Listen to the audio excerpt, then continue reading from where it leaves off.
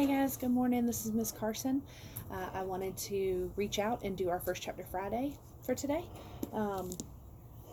And continuing our theme of doing the South Carolina Young Adult Book Award nominees, I chose Stay Sweet by Siobhan and Vivian. It is in our romance section, as you can see by the pink. So I'm going to read the little blurb about the book. There is a preface that is only a few pages, and then, of course, the first chapter. So, for Amelia Van Hagen, scooping cones at the Mead Creamery has always been more than just a summer job. It's a sisterhood, one dating back to when the legendary ice cream stand first opened with an all-girl staff. Amelia has learned so much from the older girls over the years, like who the best teachers are, how to lie to her mother, and the perfect amount of sprinkles for a sundae. And as the new manager, she's determined to pay it forward and give the girls in her charge their best summer yet. But when Grady Mead, the grandnephew of the stand's founder, arrives unexpectedly to take over the business, showing little difference for the girls or their traditions. Grady's presence threatens everything Amelia wants to protect: the ice cream stand, her friendships, and most inconveniently, her heart. So, and the preface is written as if it's like a journal entry. So, May 3rd, 1945. 19 girls came to the lake tonight, and each one brought her very own spoon. Up from the 16 girls last week and the 11 who showed up the week before. A month ago, there were only 4 of us. I climbed off my bicycle and for a moment stood back by the trees and watched them. Most of the girls I knew well, some less so, and a few weren't even from Sand Lake. Not that it mattered. They had spread their blankets out edge to edge on the sand to make a huge patchwork quilt, kicking their shoes and sandals off in one big pile. They passed around life and the latest 17, fussed with each other's hair, chit-chatted, while the last of the sun disappeared and they waited for me to show. I could feel my heart pounding underneath my blouse. I might have tried to slink away if Tiggy hadn't spotted me and rushed over, grinning ear to ear. For her, more girls meant less time she'd have to crank the ice cream maker. Tiggy complains her arm hurts about a minute after cranking, though she sure does recover once the ice cream is ready. But I saw more girls I'd be disappointing tonight. Tiggy lifted my bag out of the bicycle basket, and I followed her, apologizing to everyone for being late. I tried to temper their expectations as I poured my ingredients into the bucket of my ice cream maker. The girls had been so keen on last week's vanilla, and I would have loved to make them another batch of it, but sugar rations had been cut yet again, and my mother forbade me to even open her pantry. So I'd spent the whole afternoon trying to sweeten the cream with something other than sugar. I tried raw honey, apple juice, even shavings from one of our Victory Garden carrots. I'll admit I enjoyed the challenge, experimenting, churning, and tasting, small batches, each one a step closer. That is, until time ran out and I needed to get to the lake. I wasn't sure the concoction I'd settled on would even be edible. The girls didn't seem to care one way or the other, which would have been a relief had I not cared so deeply, more than I ever expected. Normally, those of us who got letters from our boys read them aloud while we took turns on the crank, though I casually suggested skipping them this week, knowing Marcy's family hadn't heard from her brother Earl in nearly a month. Marcy insisted, even managing a weak smile. It amazes me how good we're all getting at pretending to be strong, even when we're close to hanging it up. Luckily, Dot went first and had us in stitches. I honestly couldn't get over how fresh James Pearson is. His mother would turn red as a beet if she knew how James begged Dot to send him a picture of her in her slip. I read Wayne's latest letter In it, he promised that the boys in his unit were as heartsick as we girls are back home. And he's glad to know we're keeping busy with our ice cream nights, because being miserable and lonely will make the time we're apart pass more slowly. I felt sorry as I folded his letter back up, though I kissed each one I sent to him and sprayed the envelope with what I hoped is enough of his favorite of my perfumes to last a trip across the world. I go through a $7 bottle of bow catcher every few weeks.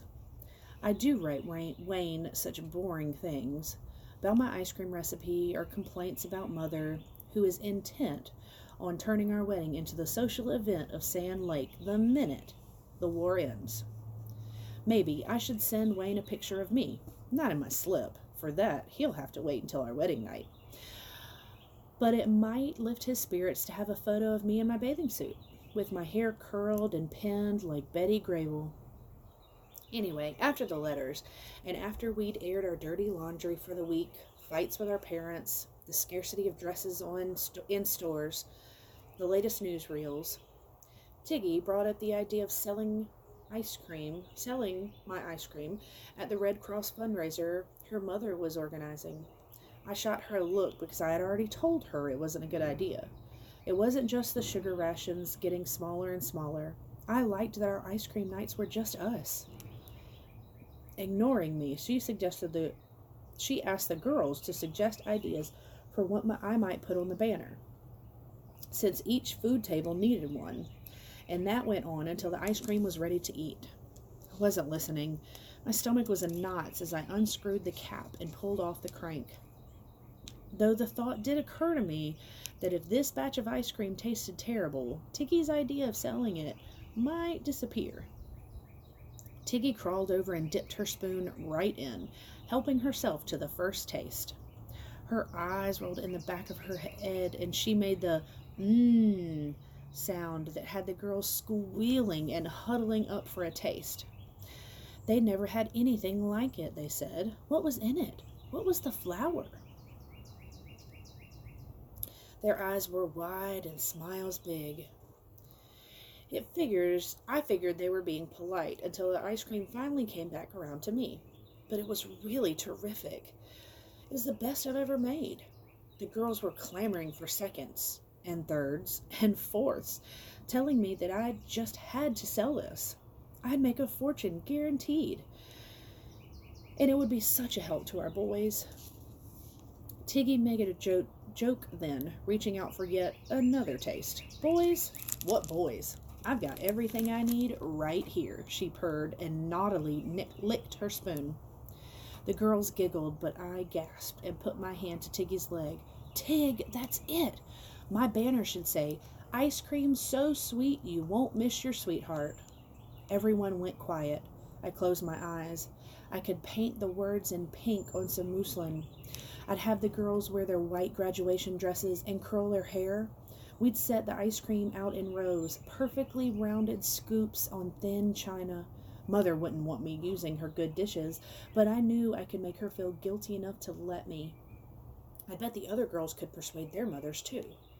How much could we get for a dish? 30 cents? 50? Just as there's a moment in the churning when you first feel the cream and sugar thicken, I could sense the potential of what this could be take hold. I felt happier than I had in months, until the sound of sniffling made me open my eyes. Tiggy and the rest of the girls were in tears. I'm so sorry, I told them, my face burning. Please, forget what I said. Ice cream was supposed to be our distraction from thinking about the war. Tiggy wiped her eyes with her handkerchief. Don't apologize, it's perfect, she said, taking my hand in hers and squeezing it. I think this is going to be big, Molly. If it were only Tiggy saying so, I'm sure I wouldn't have believed her. Not because she's a liar, but because she's my best friend.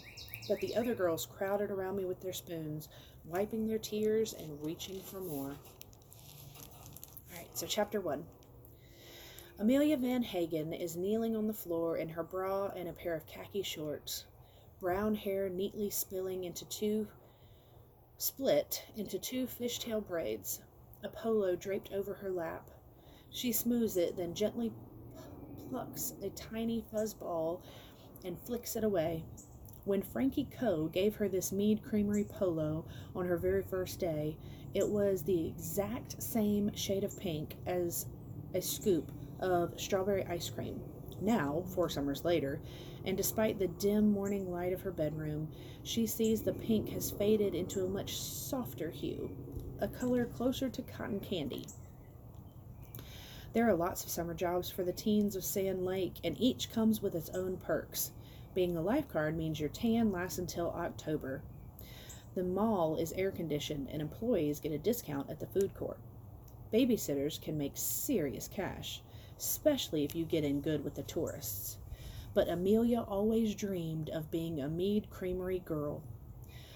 The Mead Creamery ice cream stand has employed all girls and only girls since it opened, way back in the summer of 1945. And though the draw of the place is solely the ice cream, each time her parents would take her, and as soon as the line would bring her close enough, Amelia would lift up on her toes and study the girls working inside. Though the faces changed each summer as the oldest girls left for college and the newbies struggled to keep up with the pace of things, the vibe between the girls stayed the same. Amelia liked how they talked to each other, a mix of codes and inside jokes, how gracefully they moved in such a cramped and frenzied space, how much fun they seemed to have, despite the heat and the crowds, despite their crappy radio with the foil covered antenna. Amelia pulls the pink polo over her head. It sort of feels like cotton candy too, soft and light, from what probably adds up to a billion trips through the wash, between her very first day and this one. A Mead Creamery's girls' endless fight against the speckling of caramel dip, of hot fudge, of the bright red juice that the maraschino cherries float in. What hasn't paled, not even 4 summers later, is the thrill she gets from wearing it. Frankie Coe handed this very shirt to Amelia 4 years ago. Frankie was head girl that summer, and she had been lying on the top of one of the picnic tables, sunning herself, while she waited for the newbies to arrive. Her shiny black hair was as long as her perfectly frayed cutoffs were short. She wore ankle socks with little pink pom-poms on the heel. She had 4, maybe 5 woven string friendship bracelets tied around each wrist. She was half Korean, impossibly beautiful, effortlessly cool.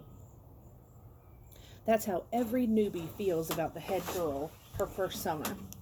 But Frankie, Amelia's sure, broke the mold. Amelia cringes, remembering with embarrassing clarity, how she herself looked 4 years ago, getting dropped off by her dad, lips slick with the peachy lipstick she'd bought to match her 8th grade dinner dance dress, hoping it would make her seem older and cooler. Funny that it never occurred to her to remove her retainer, which she was so dutiful in wearing that most of her classmates hadn't even realized that she had gotten her braces off. A few weeks later, Frankie pulled her aside and gently suggested that cooler tones might flatter her skin more. She presented Amelia with a new lipstick, a berry red called All Heart, which was a freebie that had come with Frankie's recent Clinique purchase. Frankie helped Amelia apply it, too, taking twice as long as it,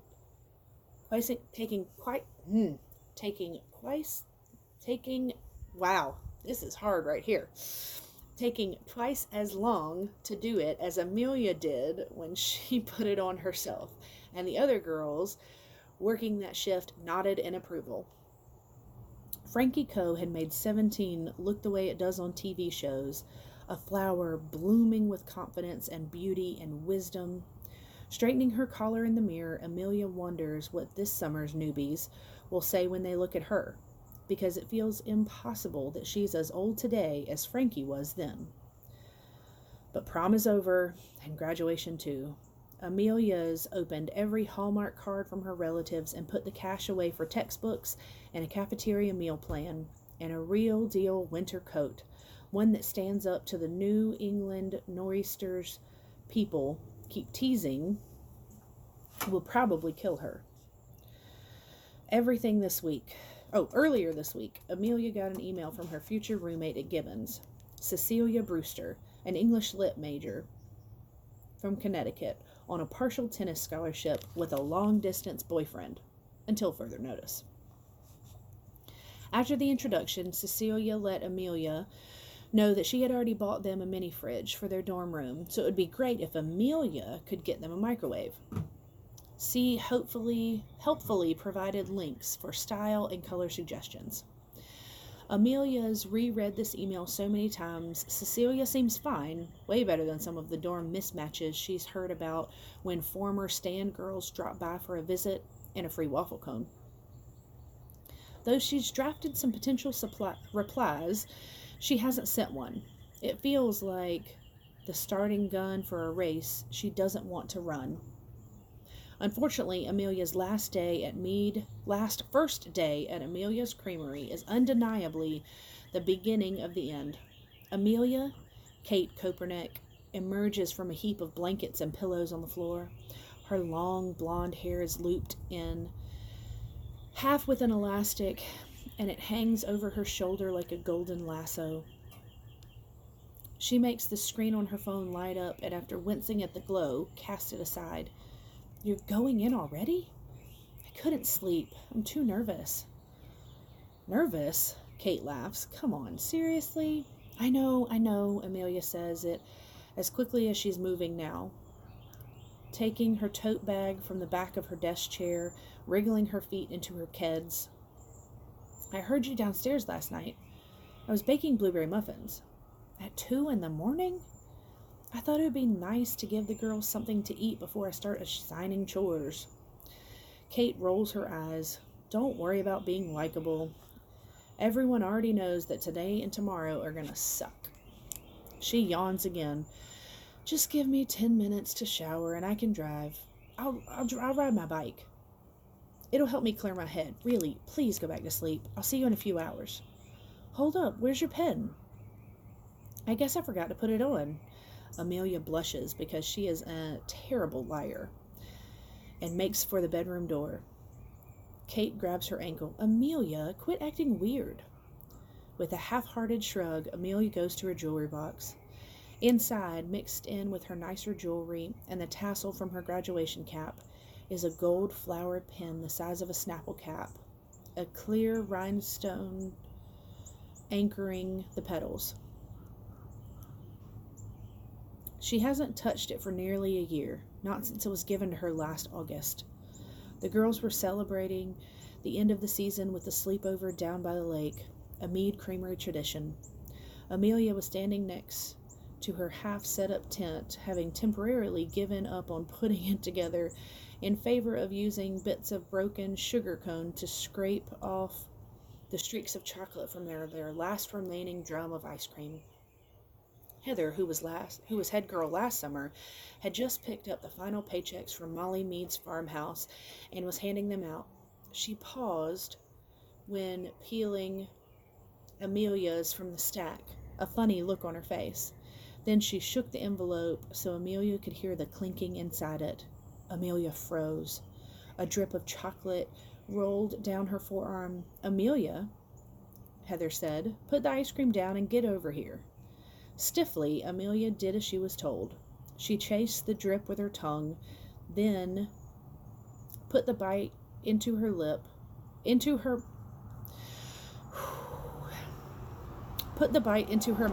forced a swallow. Setting the cardboard drum into the sand, she snuck a look over to the campfire and watched Kate, in a baggy sweatshirt worn over her bikini, toss on another log, sending up a burst of sparks. The other stand girls huddled around her, faces glowing. Amelia opened the envelope. Inside were her check and the flower pen and the key to the ice cream stand. "Are you sure this is supposed to be mine?" Molly asked incredulously. "Did Molly say anything to you?" Heather looked surprised at the insinuation. "Amelia, I haven't spoken to her all summer. Not once. Last week she left me a note to turn in my pen. I had no idea what was who she was going to pick. Amelia shrugged. Heather shrugged, then gave Amelia an encouraging shoulder squeeze. The envelope has your name on it, and you did have a 50-50 shot, right? Though it may technically have been true, it didn't feel that way to Amelia. Ever since the first summer at Mead Creamery, Amelia had believed Molly would choose Kate as head girl when the time came. Definitely Kate. 1,000% Kate, for 1,001 reasons. And Amelia wasn't alone. She could see it in Heather's face, the surprise at how this was playing out, because Kate was the fun one, the girl who loved everyone being around. Kate must have realized what was going on when Amelia was talking to Heather, because she came sprinting over and wrapping Amelia in a big, bouncing, congratulatory hug. Amelia still doesn't know how long it took Kate to come to terms with not getting the head girl pin, but it pains Amelia to think of Kate hurting, even if it was only for a millisecond. And yet Amelia finds Kate's excitement for her right now only slightly less excruciating, as Kate leans forward, her chin in her hands, waiting. How about I wear it on opening day? That way it won't get messed up, Amelia says, hesitating. With a groan, Kate rises to her feet and takes the pen from Amelia's hand. You're not officially the queen until you put on the crown. Amelia averts her eyes as Kate examines the pen for a second before she feels a tug on her collar. There, Kate says, pleased. Now it's official. Amelia starts to protest. It should be you. The way she has countless times since getting the pin. Kate's usually good about letting her get this perceived injustice off her chest, and Amelia always feels better afterwards. Like she has voiced a truth that deep down they both know. This time, however, Kate shushes her. Not today, Amelia. And she guides Amelia back to the mirror. What do you think? Amelia glances over her shoulder at Kate. For the rest of Amelia's life, she knows she will never find a friend better than Kate Copperdick. Using Amelia's braids like handlebars, Kate steers Amelia's head so that she's facing the mirror. You look amazing, Kate says, stepping aside so she's out of the reflection, just like Frankie Coe. Amelia laughs because, yeah, right, until finally she looks, focusing not so much on herself as on the pen. Though it's small, it really does sparkle. So, I thought this looked like a really good, cute, romancy kind of book. Maybe a little bit of mystery to see what the different flavors are of the ice cream. It has a very Sisterhood of the Traveling Pants vibe. So I'm pretty excited about maybe finishing it. I hope you all are doing well. I know that next week is our spring break, so hopefully we'll get to relax and maybe not focus on schoolwork so much and just kind of chill for a little bit. Even though it's spring break, I will be doing a First Chapter Friday next week. So I hope you all, like I said, are doing well. If I can help with anything at all, please let me know. Otherwise, I will talk to you guys later. Thanks. Bye.